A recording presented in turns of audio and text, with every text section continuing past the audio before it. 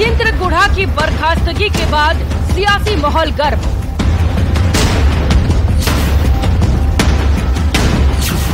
बयानबाजी करने वाले नेताओं पर कांग्रेस सख्त। सुखजिंदर रंधावा ने कहा, अनुशासनहीनता बर्दाश्त नहीं की जाएगी।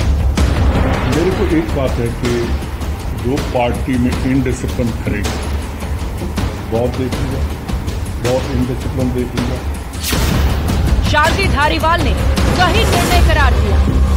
तो ये बातें तो वो जब उनके पास कोई मुद्दा ही नहीं है तो क्या करें, क्योंकि परेशान है इस बात के लिए कि जो योजनाएं जो जिस तरीके की गारंटी प्रोग्राम चलाया है मुख्यमंत्री जी ने। बीजेपी ने कहा, सच्चाई बोलने वाले मंत्रियों पर कार्रवाई होती है, अपराधियों पर नहीं। राजस्थान में महिलाएं असुरक्षित है, लेकिन हुक्म के हक के लिए अगर कोई मंत्री सच बात बोल जाता है तो वो भी असुरक्षित है, उसकी कुर्सी भी असुरक्षित है। कांग्रेस का संदेश, अनुशासनहीनता नहीं बर्दाश्त।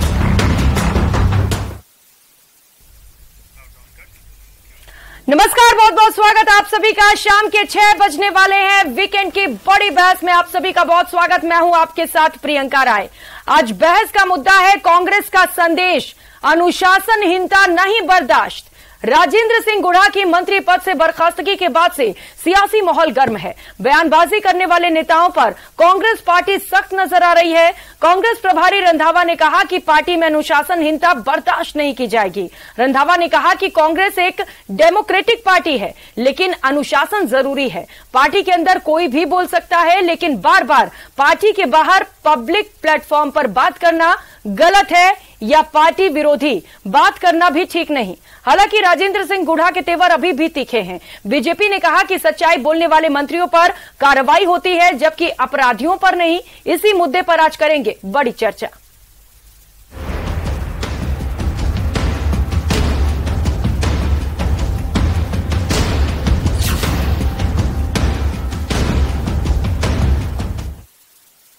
राजेंद्र गुढ़ा की ओर से बयान और उसके बाद कांग्रेस की ओर से कार्रवाई और अब सियासी हलचलें तेज हैं।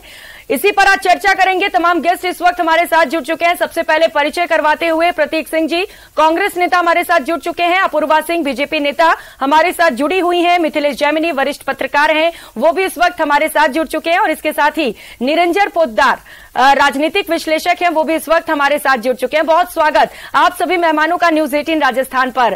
चर्चा की शुरुआत प्रतीक सिंह जी आप ही के साथ करते हुए, क्योंकि एक बड़ी कार्रवाई की गई है कांग्रेस की ओर से और साफ तौर पर एक मैसेज देने की कोशिश की अनुशासनहीनता बर्दाश्त नहीं की जाएगी। तो अब क्या माना जाए, क्योंकि अभी भी वो लगातार बयान दे रहे हैं, क्या पार्टी से भी निकाल सकते हैं गुढ़ा को?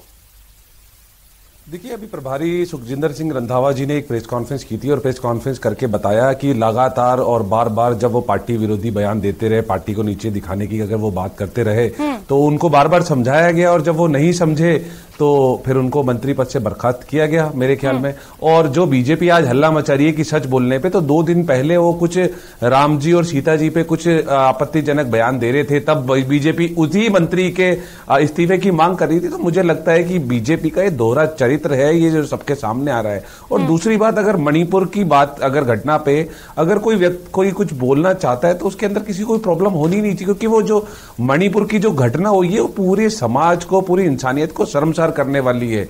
और भाजपा के नेता उस पे तो कुछ बोलते नहीं है, राजस्थान पे, बिहार पे और उस पे ले जाते हैं। तो मुझे लगता है कि इनका चाल चरित्र, चेहरा सबके सामने। भाजपा के नेता तक तो ठीक था प्रतीक सिंह जी, लेकिन अब तो आप ही के विधायक बोल रहे हैं, सदन में खुलेआम बोल रहे हैं कि पहले राजस्थान में तो देख ले यहां पर क्या चल रहा है।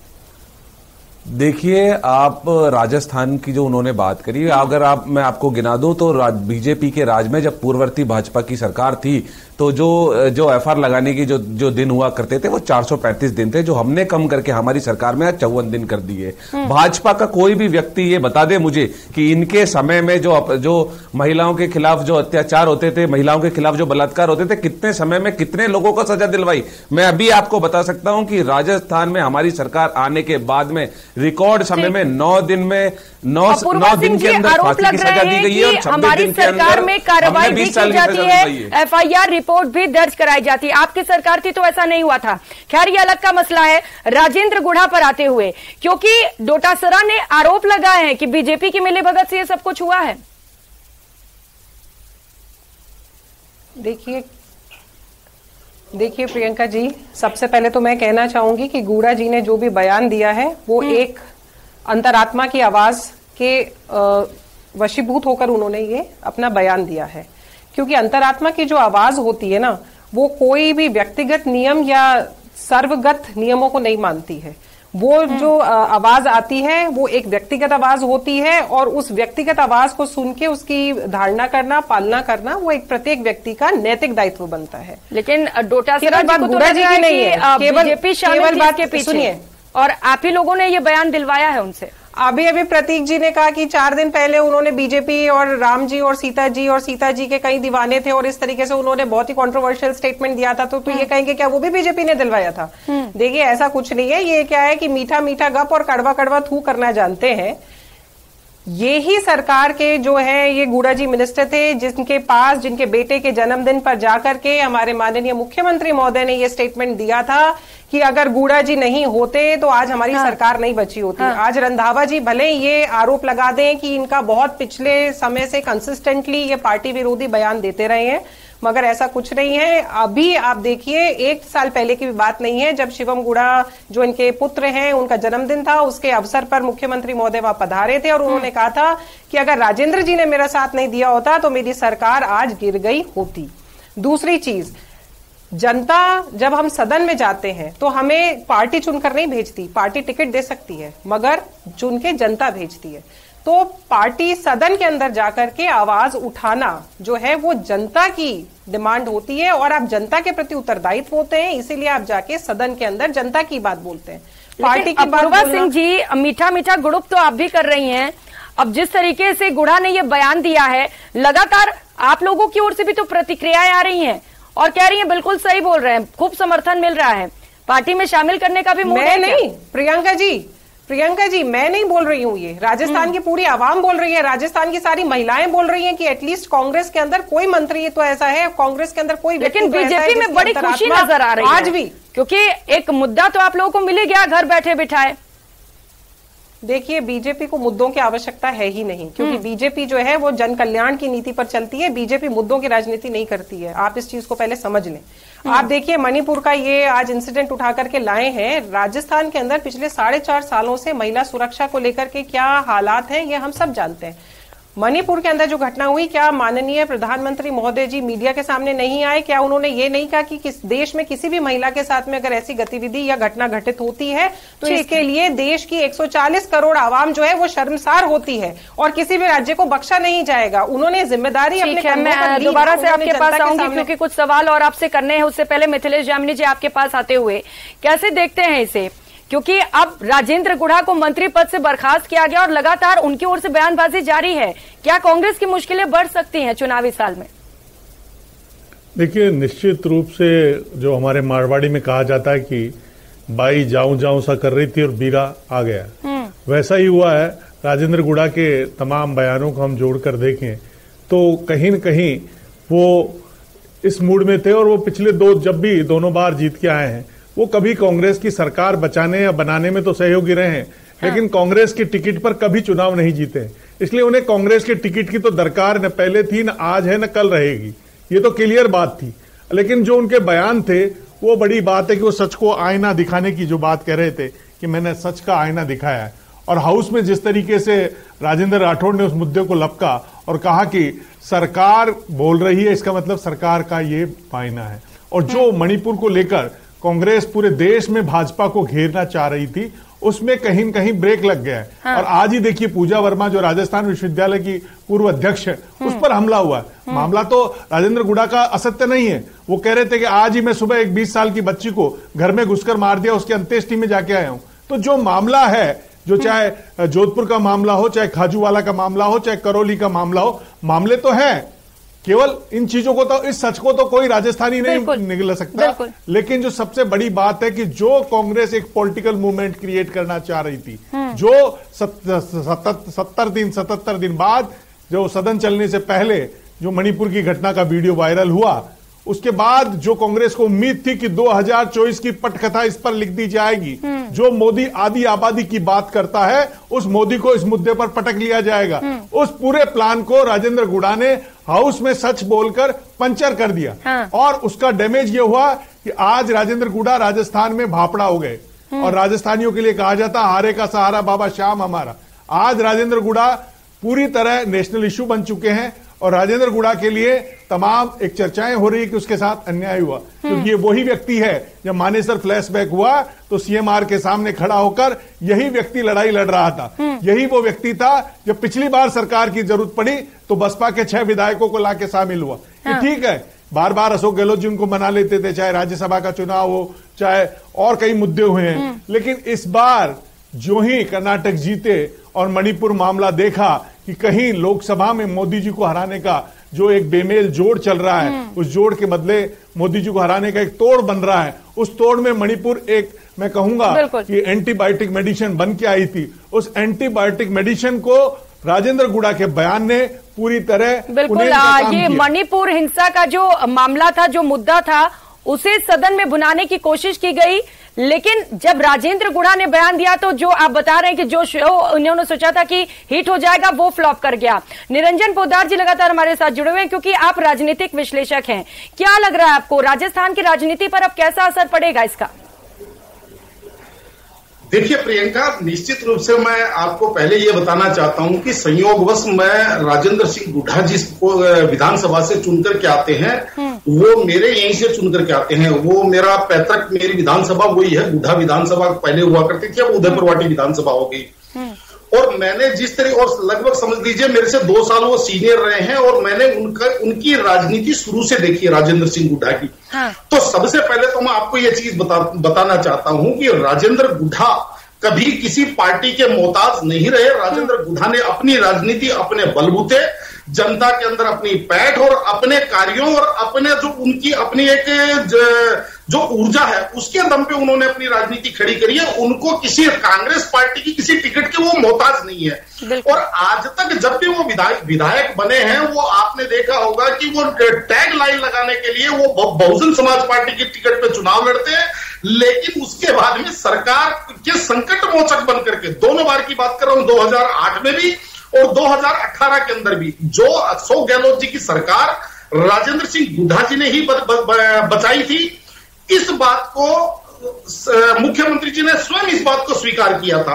और आज की तारीख में आपको एक चीज मैं बताऊं, राजेंद्र सिंह गुढ़ा की एक विशेषता और है कि एक तो बोलने में बहुत मुखर है, कहीं पे भी जो चीज बोलते हैं खुले आम बोलते हैं, छाती ठोक करके बोलते हैं, और जो कार्य करते हैं छाती ठोक करके करते हैं। और किसी मतलब ऐसा नहीं है कि भाई मेरे ऊपर ये हो जाएगा, यानी बंधुआ मजदूर किसी के भी नहीं है। उन्होंने जो अपनी राजनीति, आज कांग्रेस चाहे उनके ऊपर कितने भी ब्लेम लगाए कि वो भारतीय जनता पार्टी के पिच पे खेल रहे हैं या जो भी कहे, लेकिन मैंने ये चीज देखी है कि अपनी राजनीति उन्होंने भारतीय जनता पार्टी और दक्षिणपंथी जो संगठन है उनसे लड़ते लड़ते उन्होंने अपनी राजनीति खड़ी करी है। और मैं इस चीज को मान नहीं सकता कि वो भारतीय जनता पार्टी के किसी बहकावे में आने वाले व्यक्ति हैं। और रही बात जो उन्होंने जो कल बयान दिया है, उनके बयान का मायना भी इसलिए लगता है। और आगामी चुनावों की अगर बात करें तो ये भी मैं बता दूं, आज क्षत्रिय समाज के मुखर चेहरा है वो। राजस्थान के अंदर जो राजपूत समाज है वो लगभग आप ये मान के चलिए 70 से 75 सीटों के ऊपर बहुत अहम भूमिका रखता है अपनी। और लगभग आप ये मान के चलिए 17 से 18 जिले हैं जहां पे उनका पूरा प्रभाव है। और वहां पे राजेंद्र सिंह गुढ़ा किसी एक विधानसभा या एक चीज के नहीं, आज की तारीख में राजस्थान के अंदर क्षत्रिय समाज का मुखर चेहरा माना जाता है राजेंद्र सिंह गुढ़ा। तो कहने का तात्पर्य ये है कि गुढ़ा को कांग्रेस की आवश्यकता नहीं है, कांग्रेस को गुढ़ा की आवश्यकता है, मेरा ये मानना है। बिल्कुल सही बात कही आपने, क्योंकि गुढ़ा को सब कोई जानता है और बयानबाजी को लेकर तो वो हमेशा से ही चर्चाओं में रहते हैं। ये पहला मामला नहीं जब उन्होंने बयान दिया और विवादों में आए, लगातार उनकी ओर से बयानबाजी की जा रही थी। अब सवाल यह है कि अचानक से ये कार्रवाई आखिर क्यों की गई। लेकिन प्रतीक सिंह जी, सवाल तो उठेंगे क्योंकि गुढ़ा की वजह से ही सरकार बच पाई थी, ये बात सब जानते हैं। 2021 में मुख्यमंत्री अशोक गहलोत ने खुद तारीफ की, ये कहा कि उन्हीं की वजह से सरकार बची है। और जब आप आईना दिखाने लगे, क्योंकि महिलाएं राजस्थान में सुरक्षित नहीं है, आंकड़े खुद गवाह दे रहे हैं, तो बुरा लग गया आप लोगों को, निकाल दिया मंत्री पद से। प्रियंका जी, अभी मिथिलेश जैमिनी जी बता रहे थे कि जिस तरीके से मणिपुर की मुद्दा पूरे देश में गर्म हो रहा था, तो बीजेपी की पिच पर वो खेलते हुए, बीजेपी के साथ साठगांठ करते हुए उन्होंने इस तरीके का बयान दिया। दूसरी बात, आप जो कह रहे हैं कि आंकड़े बयान करते हैं, तो आंकड़े तो ये बयान नहीं करते जो आप कह रहे हैं। आंकड़े तो बयान ये करते हैं कि प्रति लाख महिलाओं के विरुद्ध जो अपराधों की दर है वो 105 है राजस्थान के अंदर, जबकि असम में 168 है, दिल्ली में 147 है, उड़ीसा में 137 है, हरियाणा में 119 है। एनसीआरबी के इस बार जो आंकड़े आए हैं, जरा उस पर नजर डालिएगा आप। महिला उत्पीड़न में, अत्याचार में राजस्थान नंबर 1 पर पहुंच चुका है। नहीं है, अभी मैं आपको फिर बता देता हूँ। एनसीआरबी के रिकॉर्ड के मुताबिक, उस एनसीआरबी की उसी रिपोर्ट के अंदर लिखा हुआ है कि जितने केस दर्ज हुए उसमें से 52% जो केस थे वो झूठे निकले। केस दर्ज करने वाला आप लोग जो हवाला देते हैं वो समझ से परे है। लेकिन अब ये बताइए, नहीं, ठीक है, आप नहीं, मैं आपको उसी एनसीआरबी का आंकड़ा बता रहा हूँ। ये एनसीआरबी की जो एजेंसी है वो राज्य सरकार की नहीं है, केंद्र सरकार की एजेंसी है। और उसके बाद में आप कह रहे हैं कि अपराधों के अंदर नंबर 1 है। कैसे? उत्तर प्रदेश एसिड अटैक में नंबर 1 है, उत्तर प्रदेश आपके गैंग रेप के साथ जो मर्डर होते हैं उसके अंदर नंबर 1 है, महिला अत्याचार के अंदर उत्तर प्रदेश नंबर 1 है। लेकिन आपको ये मानना नहीं है कि महिलाओं के साथ अत्याचार हो रहा है? अगर कोई सजेशन देता है, कोई बता रहा है, आईना दिखा, कम से कम विचार तो करिए। बोल रहे हैं आईना नहीं दिखा रहे, वो झूठ बोल रहे हैं। बोलने की जो सच्चाई जो है, और अभी जोधपुर की घटना की ये बात कर रही थी जो मेरी बहन आई हुई यहाँ से, ये भी जो व्यक्ति था वो उसके अंदर इन्वॉल्व था। ये उसकी ऐसा है प्रियंका जी, ऐसा है प्रियंका जी, कांग्रेस के जो प्रवक्ता हैं वो एनसीआरबी के आंकड़े तो बता रहे हैं, लेकिन मैं आपको ये चीज बताना चाहता हूं कि जितने भी प्रवासी राजस्थानी हैं, यानी कि मेरे को मिलाकर के सभी लोग ये दम ठोकते थे कि हमारे राजस्थान के अंदर अगर किसी महिला को रात को 9 बजे भी 1 किलो गहना पहना करके 10 किलोमीटर पैदल चला दिया जाए तो कोई व्यक्ति उसके ऊपर आंख उठा करके नहीं देखता। ये लोग हम ये लोग दम भरते थे कुछ वर्ष पहले, लेकिन आज जो राजस्थान के अंदर जो विकृति आ रही है, मैं उसके ऊपर कह रहा हूं कि ये जो हिंदुस्तानी ये दम भरते थे। आप कहां बड़ी बात बोल रहे हैं पोद्दार साहब, बिल्कुल सही बात बोल रहे हैं। राजस्थान में आज माहौल तो खराब हुआ है और ये बात आपको माननी पड़ेगी, और इसको ठीक कैसे किया जाए इस पर विचार जरूरी है। नहीं, प्रियंका जी, जिस तरीके के जो अपराध होते हैं और अपराध के बाद में सरकार का क्या रोल होता है, उससे ये डिसाइड होता है कि सरकार संवेदनशील है या नहीं है। राजस्थान में जब कोई मसला होता है, इस तरीके का कोई घटना होती है, तो राजस्थान की सरकार त्वरित कार्रवाई करते हुए आप देखिए 2 घंटे के अंदर पकड़ लेती है। और मणिपुर की सरकार 3 मई का ये जो अपराध हुआ था, ये जो जघन्य अपराध, 3 मई 77 दिन लग गए उनको गिरफ्तार करने में। तो ये ठीक है। अपूर्वा सिंह जी, आपके पास आते हुए वक्त हमारे पास कम है, आप जल्दी से बताइए कि जिस तरीके से अब आप लोगों की ओर से बयान सामने आ रहे हैं, गुढ़ा की तारीफ कर रहे हैं, क्या गुढ़ा को आपकी पार्टी में जगह मिल सकती है क्या? देखिए, गुड़ा जी हमेशा स्वतंत्र रूप से अपने लड़ते आए हैं, अपनी पार्टी चुनते आए हैं, भाजपा को उनकी कोई दरकार नहीं है। आप इस चीज को सबसे पहले जान लीजिए। दूसरी बात यह है कि गुड़ा जी एकमात्र व्यक्ति नहीं है कांग्रेस पार्टी के अंदर जिन्होंने अपनी ही पार्टी के विरुद्ध आवाज उठाई है। दिव्या मदेरणा जी ने भी 2 दिन पहले स्टेटमेंट विधानसभा के बिल्कुल बाहर खड़े होकर पीसी की थी। उसके अंदर कहा था कि जब मैं विधायक होकर के सुरक्षित नहीं हूं, मैं जब एंटर कर रही हूं जिले के अंदर, मैंने एसपी साहब को फोन पे कहा है कि देखो मेरे को थ्रेट है, मेरी लाइफ को थ्रेट है, मेरे पे हमला होगा।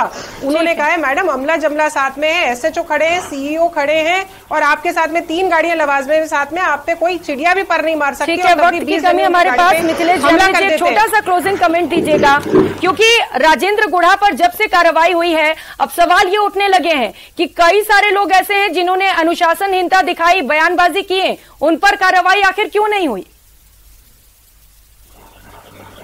सचिन पायलट का परिवार कांग्रेसी था, दिव्या मदेरणा का परिवार कांग्रेसी था, मान लिया कांग्रेसी था, लेकिन कांग्रेस की दोनों बार सरकार बचाने वाले राजेंद्र गुढ़ा का क्या दोष है, ये राजस्थान पूछता है। और दूसरा इंपॉर्टेंट चीज है कि उन्होंने सदन में कहा है कि वो एक लाल डायरी का राज खोलेंगे। वो लाल डायरी क्या है? क्या मानेसर प्रकरण में जिस तरीके से सचिन पायलट के साथ गए लोगों पर कहा जा रहा है कि 15-15 करोड़ रुपए में बिके थे, तो कहीं राजेंद्र गुढ़ा के पास ऐसा कोई सामान तो नहीं है कि जो यहाँ रुके थे उनको भी कुछ दिया गया था? क्योंकि उन्होंने कहा है कि 24 तारीख को मैं हाउस में बड़ा खुलासा करूंगा और लाल किताब कहर ढाएगी। तो ये तमाम चीजें, और 21 तारीख का अंक उनके लिए 21 नवंबर को वो बने थे मंत्री, और 21 जुलाई को वो मंत्री पद से बर्खास्त हुए।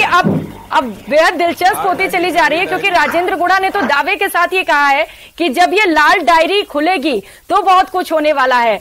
वक्त फिलहाल में इतने की इजाजत देता है। बहुत शुक्रिया आप सभी मेहमानों का हमारे साथ जुड़ने के लिए और इस तमाम चर्चा के लिए। तो पार्टी में अनुशासन बहुत जरूरी है। गुढ़ा की बर्खास्तगी पर कांग्रेस की ओर से यह बयान सामने आया, लेकिन अब इसे लेकर सियासत जोरों पर है। दोनों ही ओर से बयानबाजी का सिलसिला जारी है और वो लाल डायरी जो है वो उसमें क्या होता है ये भी देखना बेहद दिलचस्प होगा। फिलहाल इतना ही, नमस्कार।